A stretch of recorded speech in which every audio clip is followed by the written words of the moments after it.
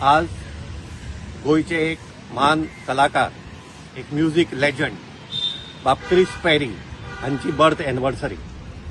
बाब Chris peri हांचो जन्म ह्याच परिसरात म्हणजे मडगावच्या बोर्दा वाठारात जालो आणि ह्या क्रिस पेरी बाबान पयले कलर्ड कोंकणी फिल्म भुयारांतलो मनीस हे तांणी प्रोड्यूस केले. त्याचबरोबर कोंकणी सिनेमा बरोबरच तांणी कभी कभी, त्रिशूल अशा हिंदी सिनेमातय म्युझिक दिवन थंय आपले योगदान दिलें. आशा भोसले, उषा उत्तुप, मोहम्मद रफी ह्या नामनेच्या अशा गायकांक तांणी कोंकणी गितां गावपाक हांगा हाडलीं. त्याचबरोबर बाय लॉर्ना हांचे बरोबर तांणी कितलीशींच कोंकणी फामाद गितां रचलीं आनी ती अजूनय आमी गायतात.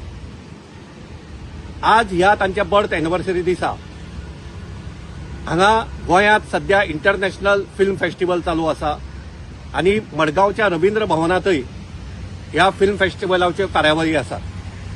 पूण वायट दिसता की ज्या क्रिस पेरी बाबाचो जन्म ह्या परिसरात जालो, तांचे घर हांगा लागींच आसा, ह्या रवींद्र भवनाच्या लागींच आसा, त्या क्रिस पेरी बाबाचो उगडास ह्या रवींद्र भवनाक जावंक ना.